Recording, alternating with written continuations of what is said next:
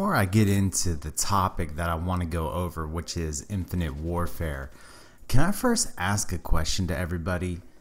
When did YouTubers become bad at Call of Duty? I mean, seriously, you guys. In putting together what I'm about to go over, which is my initial opinion about Infinite Warfare's multiplayer from watching all of these big YouTubers, the first thing that I notice is just how awful these guys are at Call of Duty. I mean, I understand that they were invited out to get early access to this game, which nobody has ever played, and they don't know which guns are good and that kind of thing. I get that, and they've never used the specialist abilities, but I mean, basic tactical awareness in these maps. These guys play like they've never played Call of Duty before, or maybe they have like 3 to 6 months experience. And in putting together this information, I had to subscribe to a lot of big YouTubers, which I have already unsubscribed from nearly all of them. And these guys post some of the dumbest gameplays I have ever seen. I mean, some of them, and if you guys watch any of these big boys, you'll know what I'm talking about. All they do is post Nuketown. Nuketown, and they post like these 4-minute clips of where they're dying over and over and over. It's like they think a Bloodthirsty is good enough to post. I mean, these guys are bad at the game. I mean, what? You remember I talked about it before where, you know, what got me into YouTube in the first place was watching these guys so I could get better. And man, I mean, they are hard to find. A decent Call of Duty player on YouTube is hard to find. I mean, actually, if you want to find a good one, you're going to have to go to a smaller channel. Okay, but I'm done. If you're like me, you've watched a lot of gameplay on Infinite Warfare. And from looking at it, and I probably watched, let's say, around 3 hours worth of gameplay, from big boys to small boys. And let me tell you what I come up with so far. All right, first off, the supers, the super abilities, the specialist ability, the rigs, they look weak. They don't look anywhere near as powerful as they are in Black Ops 3, which may be a good thing. You know, just like it's a side note. It's a weak kill streak, and that's fine with me. I'm okay with that. Either that or these YouTubers are just so bad at the game they don't know how to use them. The game, in my opinion, looks like Modern Warfare 3.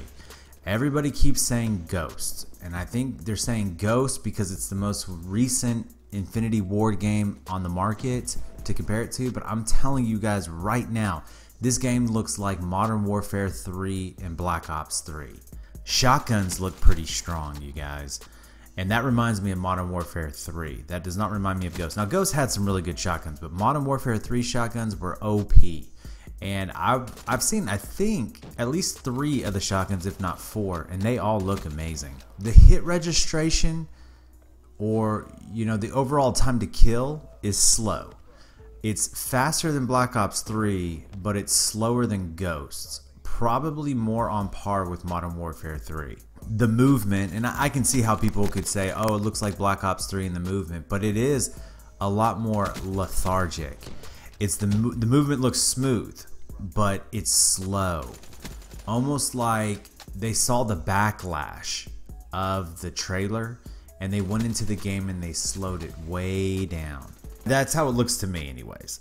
I personally love the health bars. And that's going to make me want to play core more than hardcore.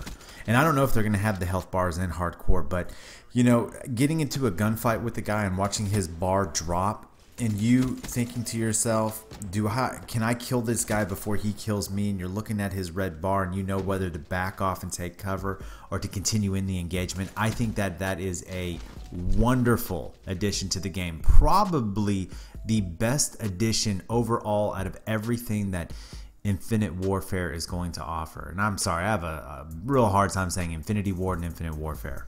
Blast Shield, you know, Flak Jacket, I think it may be required if you're going to play OBJ because I see nothing but explosions, grenades everywhere, there's noob tubes in the game, rocket launchers. The question is does Blast Shield or Flak Jacket, whatever it's called, does it actually protect you? Because I saw guys blowing up left and right.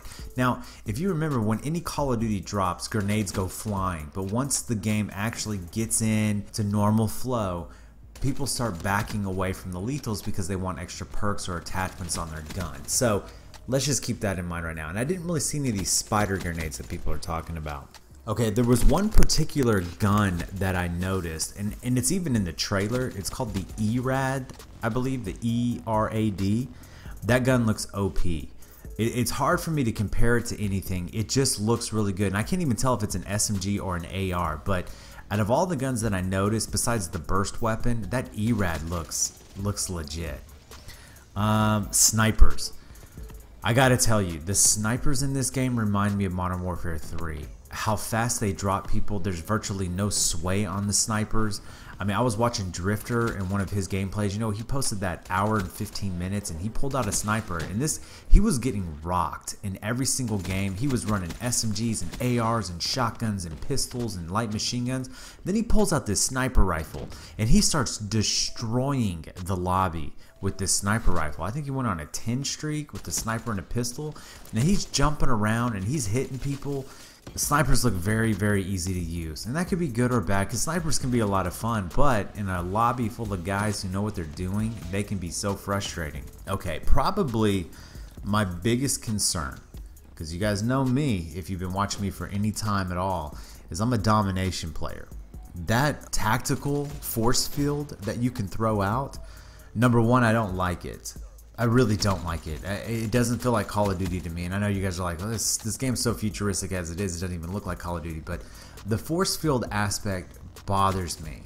I couldn't quite figure out how long it lasted. I think one of the things that they think they're doing in balancing the game is you can't shoot out of the force field or into the force field. And guys can run into it. It's not like the enemy can't penetrate it. But the idea of dropping a force field and taking a flag, I mean, imagine an entire team running force fields, you know, a team of 6, and let's say you can run 2 of them on your class.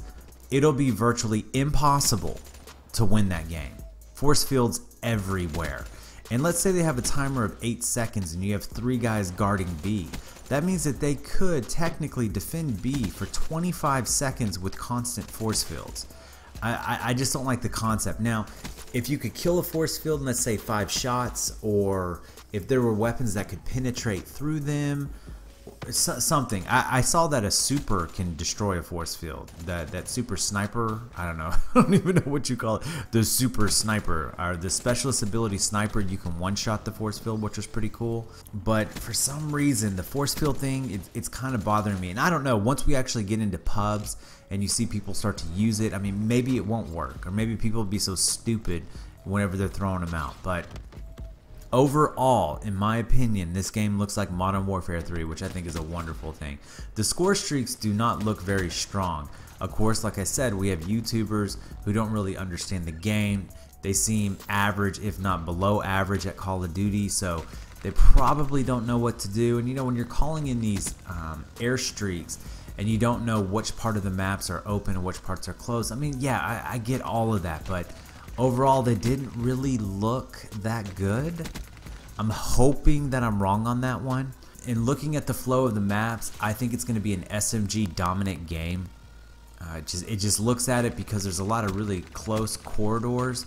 On some of the bigger maps, obviously ARs are going to step in, but I think SMG dominant for sure. So that's my overall opinion. Now, I know a lot of you guys have been watching gameplay as well, so put your comments down below. What are you noticing? Like, what's jumping off? For me, the best thing I saw is the health bar.